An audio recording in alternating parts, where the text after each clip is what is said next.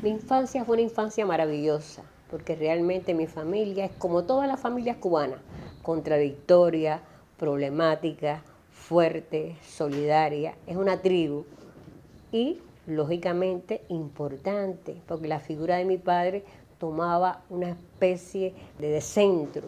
Mi abuelo, Eduardo Egues, era parte del horcón de esa familia, músico de tradición, músico que montó casi todas las bandas de la antigua provincia de Las Villas, es decir, Santi Espíritu, toda esa zona. Entonces realmente esa es mi infancia, el Parque de Santa Clara, las calles de Santa Clara, porque soy una mujer de 3 provincias.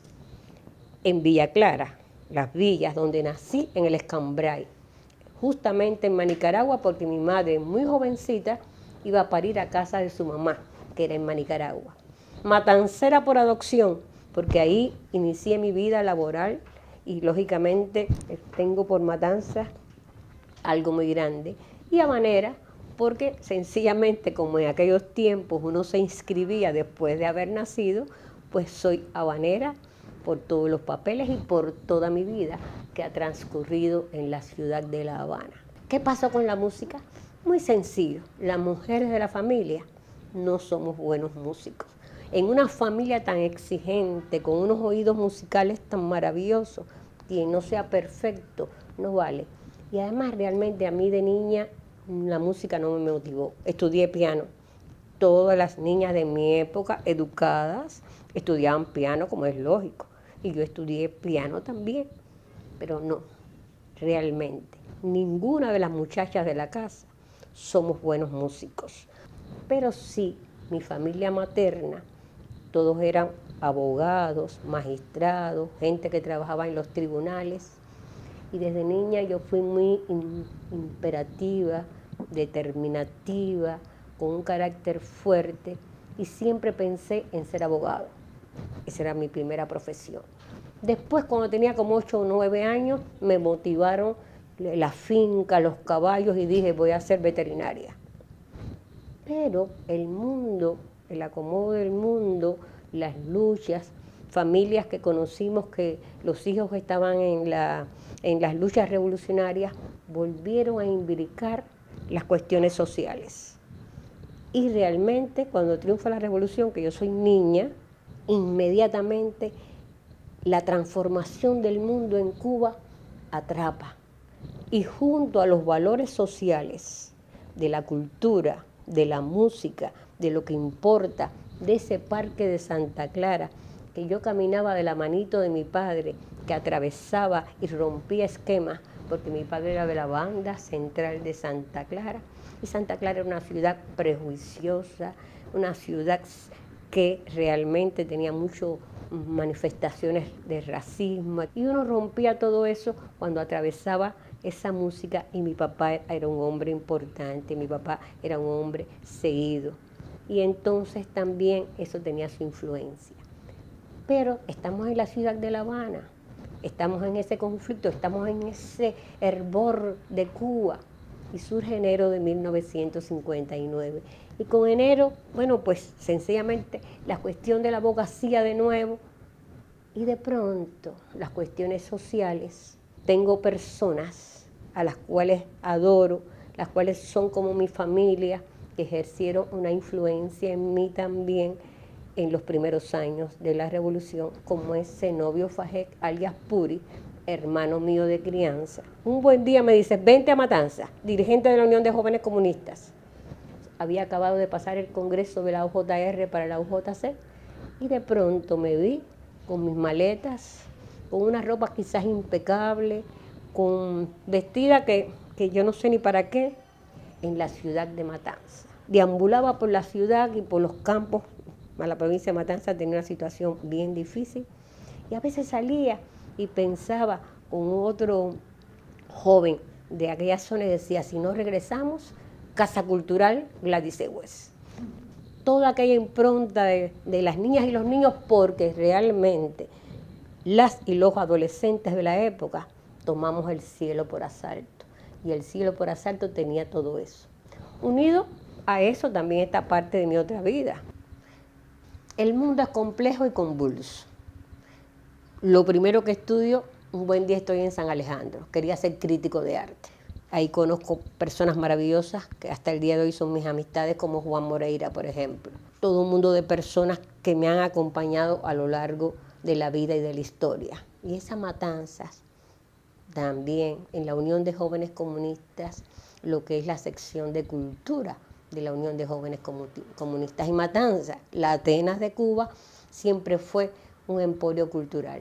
Y tenía a Zenobio Apuri, que hizo muchísimas cosas en la provincia de Matanzas y rompió muchísimos moldes. La primera vez que el feeling subió a un teatro grandioso, lo llevó Puri al Teatro Sauto en Matanzas. E inmediatamente estoy en todo ese tiempo en la provincia de Matanzas. Salgo a la Escuela Nacional de Cuadros de la Unión de Jóvenes Comunistas, reestructuro el plan de becas y regreso.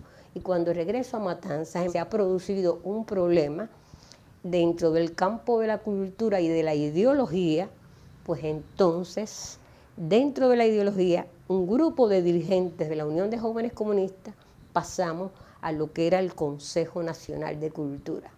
Y yo con 16 años, en el Consejo Nacional de Cultura, tuve que ver con los instructores de arte, el trabajo con los niños, en las artes plásticas. En líneas generales, dirigía un montón de trabajadores, más de 300 y más de 1 millón de pesos, que en aquel entonces era un extraordinario presupuesto. Ayuda, por supuesto que tuve, tenía una secretaria ejemplar, porque me enseñó muchas cosas a hacer. Y el equipo de trabajo, Puri, Marcelino Rodarrial, Adelina Vázquez Noriega, que fue periodista también de esa generación, pues realizamos realmente un trabajo encomiable, un trabajo interesante por lo que estaba sucediendo en el país. Años fundacionales de la Revolución Cubana y años donde adolescentes tomaron en las manos mucho peso de lo que estaba sucediendo en Cuba. Hoy quizás, cuando a veces yo leo, con solo 20 años hizo tal y tal cosa, todos tuvimos 15 y 18 años, todos tuvimos esa edad, pero como era la juventud también del proceso revolucionario, las oportunidades de hacer desbordaban la realidad. Los sueños se hicieron cotidianos. Y así se fue tejiendo todo un trabajo en la provincia de Matanzas, la constitución de las brigadas, la constitución de los instructores de arte, los primeros desde los de La Habana Libre hasta los que vinieron después. En Matanzas estuve hasta finalizado el año 66. Un trabajo maravilloso, el Festival del Carbón. Fundadora del Festival del Carbón, con el comandante en jefe, con aquel trabajo tan maravilloso que se hacía en todas las granjas para seleccionar la joven carbonera que iba a representar no la belleza, porque fueron mitos que se pudieron derrumbar, sino la flor que iba a representar a su granja por el desarrollo socioeconómico alcanzado. Tengo muchísimas anécdotas, porque me considero una mujer feliz en el sentido de que siempre he trabajado en lo que me ha gustado hacer, que han coincidido normalmente por donde me han ubicado, porque yo nunca me he ubicado, siempre me han ubicado, pero con mis ideas, con lo que siempre soñé de niña, con un hacer, con una posibilidad. Y un buen día, ese mismo grupo inicial, pues vinimos para La Habana porque nos dimos cuenta, en mi caso personal, que me faltaba formación, cultura, me faltaba datos, y había un momento en que tú tienes ya que fortalecer ese concepto de la identidad. Y dije, se estaba organizando la escuela de periodismo, vamos para la escuela de periodismo. Yo me movía en un mundo de poetas, escritores, plásticos, músicos, bailarines, pero la poesía y la literatura en todo su conjunto me llamó, siempre me llenó. También la influencia de Nancy, que es como una hermana, una hija para mi papá, Nancy Morejón, de la cual desde los 9 o 10 años andamos juntas porque era del barrio y mi padre, su familia, era una familia marxista, comunista, bien educada. La familia mía era un poco más regada, desorganizada, artística, pero nos entroncamos desde ahí porque ella era una niña brillante, ella estudiaba con mi hermano mayor, ella era la Belardita del área. la más culta de toda la barriada. Y yo era un perrito faldero, era más pequeña, siempre era un perrito faldero detrás de ella, porque imagínate, si Nancy hizo mutismos con 15 años, publicó ese libro con 16, estaba en el en su casa, y la educación y la cultura, y yo siempre detrás tratando de coger ese poquito de educación y de cultura, y quizás todo eso fue influenciando más todas las personas de Matanzas, más los encuentros con los intelectuales, más la constitución de la Casa de las Américas, más el trabajo de la UNED, Tomás González, Alberto Pedro Díaz, Leida Oquendo y, sin lugar a dudas también, todos los escritores de Matanzas, que en aquel entonces tuvieron también una gran influencia en mí. La constitución de la Brigada de Instructores de Arte, todo ese trabajo fue dejando un sedimento y dije, bueno, yo creo que puedo ser periodista.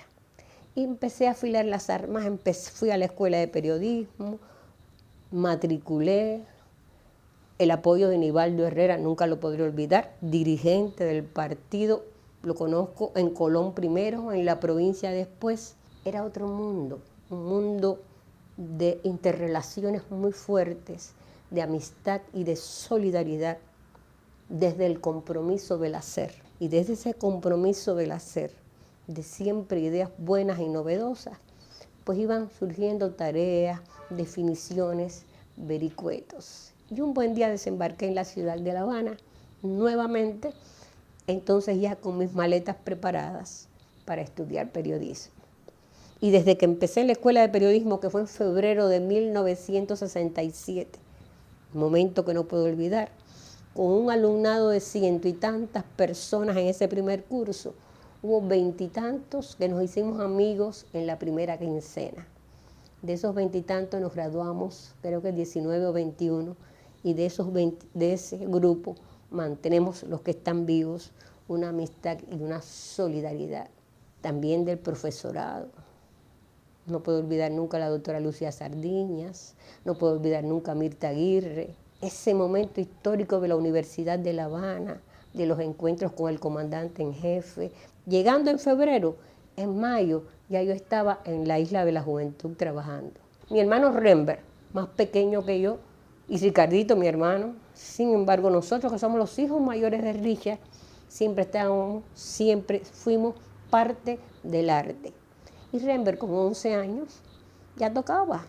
Los chicos del jazz, ese era mi mundo, el mundo en que yo me movía, y por lo tanto, el periodismo, el hacer, las cosas, las amistades, todo tenía un porqué, todo tenía una posibilidad. La constitución de la Academia de Ciencias, el trabajo que se hacía, ese Matanza, donde iba a hacer una reunión todos los meses para superación de las y los instructores de arte, y siempre iban gente de la Escuela Nacional de Arte, que tenía otro nombre en aquel entonces, que dejaban una influencia y la posibilidad de nuevas perspectivas y de nuevas preocupaciones. Cuando yo terminé la escuela de periodismo, yo estuve 2 años en la agricultura. 2 años en la agricultura, donde pude haberme hecho doctora en ciencias en caminos de la investigación, en el Centro de Investigaciones Agrícolas. Estuve allí 2 años. La escuela de periodismo, del 62, de la época mía, del 67 al 71, fue una escuela en su momento controvertida, la zafra del 70, definiciones, otro momento histórico, que en algún momento tendremos que desempolvar con todas sus aristas. Y cuando salgo de esos 2 años en la agricultura, ¿dónde me ubica? Romance, un gran golpe para mí. Me sentí sancionada, no entendía, no comprendí ese mundo en un primer aspecto. Y me quedé a mirar, pero allí había personas muy profesionales. Empecé a mirar de pronto la revista, ponerme al día, y dije el camino de la imagen, y dentro del camino de la imagen estaban muchísimas personas interesantes en lo que eran los primeros diseñadores que empezaron a trabajar, la industria ligera como estaba funcionando, algunos centros dentro del país, y empecé a conocer y a formarme dentro de ese mundo, pero visto desde la ideología, a diferencia de lo que siempre habíamos tenido y de la cuestión de la moda como parte de un universo de banalidad. No, la moda inserta en la cultura, inserta en la lucha de clases, inserta en lo más fundamental de la ideología de las personas y sobre todo del estilo de vida, de las características y del desarrollo socioeconómico de los pueblos. Cuba dio en ese momento el verde olivo, los trajes militares, los collares de los milicianos que llegaron a La Habana del ejército rebelde, y junto con eso cambió el panorama para vestir a la población de Cuba, ya no aquella moda que nos llegaba de Estados Unidos o aquellas pocas prendas que podían llegar de Europa. Ya no solamente era el encanto donde las mujeres cubanas iban a mirar las vidrieras y las echaban, porque no podían copiar los modelitos que se sacaban aquí. De la modista cubana, en aquel entonces el 90% de las ropas de la población se las hacían las modistas. Una de las tareas fundamentales del inicio de la revolución fueron las anitas, y uno de los objetivos de las anitas en un principio fue que cada una aprendiera a coser, que cada una se llevara la máquina para su casa. O sea, a partir de esa transformación de la vida revolucionaria y de las mujeres cubanas, lo que es la imagen personal vista desde esa manera tuvo otro engranaje. La Federación de Mujeres Cubanas, que se constituye, hace su centro en la Rampa, analiza, allí se vestían las picolineras, las muchachas de la Isla de la Juventud. Y yo estoy en la Escuela de Periodismo y estoy participando en todo eso. El Festival del Carbón, cuando las niñas venían a La Habana y se pasaban 3 días para aprender a utilizar los cubiertos, para saber cómo vestirse, para tener ademanes. Y en ese mundo de la imagen comienzo yo, analizo todavía demasiado, a pesar de que Cuba empezaba a tener un cuerpo de maniquíes importante, a pesar de que en los años 60 hubo 2 o 3 maniquíes negros que rompieron las formas y las presentaciones. A pesar de eso, todavía era un mundo demasiado, a veces blanco, un poco superficial, y me encontré que incluso a principios de los 60, algunas personas se maquillaban de más oscura para salir en las publicaciones. Y ese fue uno de los objetivos primordiales, reflejar absolutamente, como fue un objetivo de la Federación de Mujeres Cubanas, la mujer en Cuba. Si la Federación rompe esquemas en su primer número sacando una mujer de pueblo, o sea, mujeres del pueblo en la portada, y dentro de las mujeres del pueblo una mujer negra, pues yo en la moda seguí ese canon y empecé a trabajar utilizando muchachas fundamentalmente mestizas y negras. Cuando surge la revolución, el objetivo del pueblo era alcanzar la educación y la cultura, que una familia tuviera un universitario, que una familia tuviera los mejores valores, pero era la época. Cuba unida al mundo. El mundo se ha transformado, no solamente Cuba. A veces nos acusamos nosotros solo de que somos vulgares, nos acusamos solamente nosotros de que somos banales. No, el mundo se ha banalizado y el mundo se ha vulgarizado, en líneas generales, en todas partes. Mientras en la década de los 60, unidos, los jóvenes luchaban contra la guerra de Vietnam, contra un mundo mejor, por las utopías, en estos momentos los centros de poder mundial hacen énfasis en que la juventud se desmovilice políticamente, en que entonces la industria de la moda, la industria del vestir se convierta en una herramienta de transformación de mentalidades. Y lo más importante no es que tú te vistas bien porque es la expresión de tu vida, sino que tú te vistas bien porque la vida es una sola y ahí tú expresas tu medio económico, lo que puedes llegar a tener, etc. Si en mi época yo quería estar bonita o las muchachas querían estar bonitas por la expresión y por la educación, ahora queremos estar bonitas para decir yo tengo, yo puedo, yo represento, pero no solamente en Cuba. También hay un retroceso hacia la vulgaridad y retroceso hacia formas donde las personas van a imponerse que los gustos y las necesidades materiales van a ir por sobre las necesidades espirituales. Esos son los Valladares y eso es un reto que nosotros tenemos incluso en el país si queremos fortalecer la identidad, la cubanía y el camino que hemos desarrollado. Consustancial. Yo comencé en este periodismo y siempre pensé que me consideraban un periodismo de segunda clase. En un principio yo que pensaba que iba a trabajar los grandes temas de la cultura, los grandes temas de la música, los grandes temas del teatro en el país o de las artes plásticas, dije, me van a encasillar en un tema banal, hasta que me di cuenta de la importancia de ese tema que no es nada banal, está en el centro de todo eso. Y a partir de ahí es que comencé a trabajar estos aspectos. Cogemos una familia de los 60 quería que su hijo llegara a la universidad. Una familia de esta época, después del periodo especial, quiere a lo mejor que trabaje en gastronomía para que tenga más economía rápida. O un joven que se deslumbra porque piensa en un cereal que vio y no vio las connotaciones que trae. Es fácil darse cuenta de que la vida tiene otras muchas aristas. Bueno, es ahí la lucha cotidiana. Conceptualmente es algo que tenemos que resolver, que realmente no le dedicamos todo el tiempo que requiere y muchas veces nos vamos también, nos hermanamos también con esa parte de la superficialidad que toca estos temas.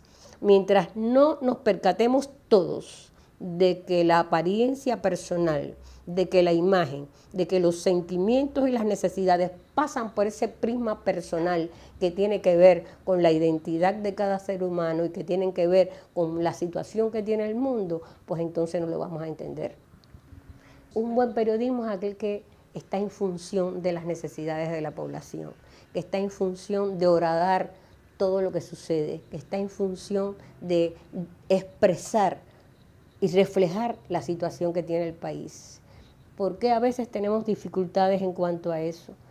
Porque nos empañamos y a veces creemos que la verdad, que es absolutamente relativa y que es además parte del concepto de la necesidad de cada país, de cada pueblo y de cada persona en particular, es única y que además puede, ocultando algunas cosas, pues se pueden solucionar y no es así.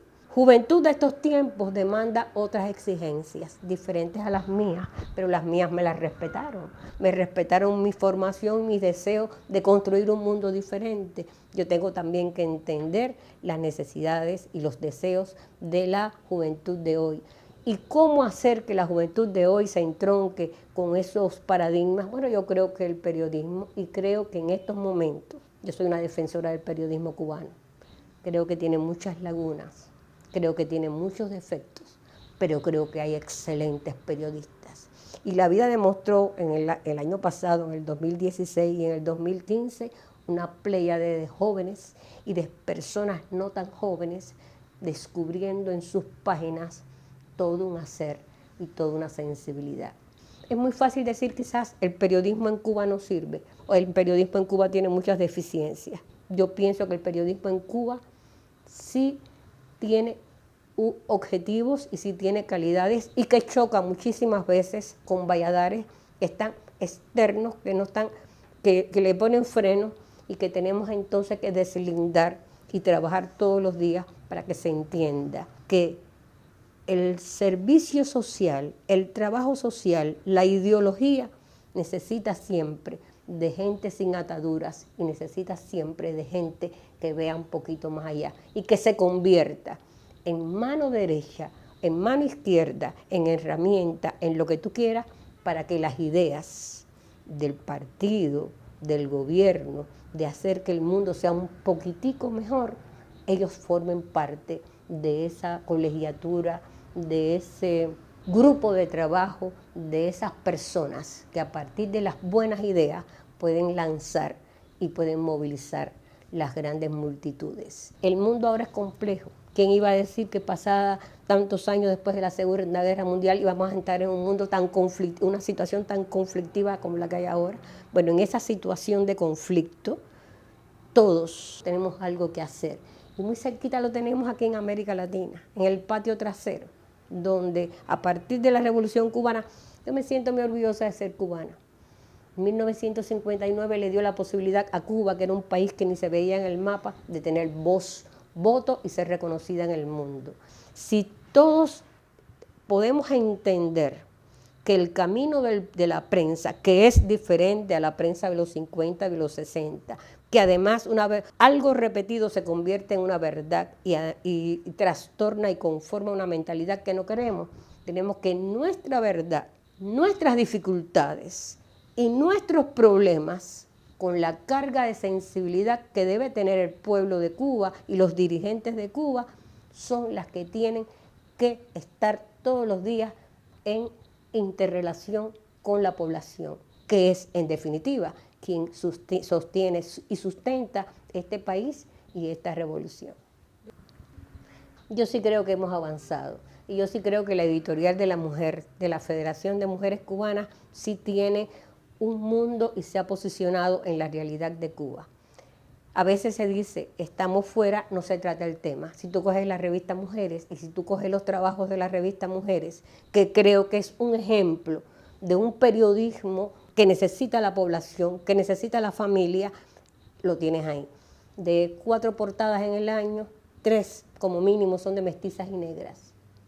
Si yo misma tengo materiales publicados donde si tú coges la fotografía, hay una mayoría de la representatividad de lo que es el pueblo cubano, pero no porque sea una consigna, no porque sea un decir, sino porque es parte de lo que nos lleva el trabajo, parte del reflejo de lo que es la Cuba de hoy. Si uno lo hace con la conciencia de que esto tiene que reflejarse y tiene que verse, si uno sigue las ideas, porque he tenido la suerte de trabajar en la editorial de la mujer con un grupo de personas maravillosas y muy capaces, y sobre todo de haber coexistido con esa heroína que es Vilma Espín, pues entonces se da cuenta de que hay otras muchas diferenciaciones y que hay mucho ganado. Problemas de la racialidad y del racismo, 400 años de esclavitud y de república mediatizada, cerquita de los Estados Unidos, dejan huellas. Pero esas huellas hay que reconocerlas y partiendo de esas huellas hay que enfrentarlas. La revista Mujeres, la revista Muchacha, la editorial de la mujer, nuestras publicaciones las enfrentan. He ahí un ejemplo de un periodismo, he ahí un ejemplo de un hacer, y he ahí un ejemplo de lo que se puede lograr. Realmente cuando uno estudia, cuando uno conoce, cuando uno ve el papel y la contribución de la mujer cubana, se queda atónito. Si esta revolución está hoy, es porque las mujeres cubanas en esos años 90 llevaron a sus niños, atendieron sus casas, limpiaron, fueron a la escuela, mantuvieron sin luz, sin electricidad, pero con ese hacer, y eso no tiene colores, ni blanco, ni negro, ni verde. Cuando uno se da cuenta de eso, cuando uno ve que la biotecnología, que es una de las cosas más desarrolladas que tenemos, lo dirige el proyecto Una Mujer, o en su constitución hay tanto más mujeres que hombres, cuando uno ve nuestras universidades que se han feminizado, cuando uno ve a nuestras muchachas a lo largo de todo el país, se da cuenta de que se hace mucho. Defectos, problemas, discusiones, contradicciones, siempre se va a tener, porque la vida determina que un pasito ahora y otro después. La vida determina que siempre va a haber un mundo de esas relaciones, y solo de la crisis, solo de la contradicción, solo del problema, se va a surgir un poquito más hacia adelante.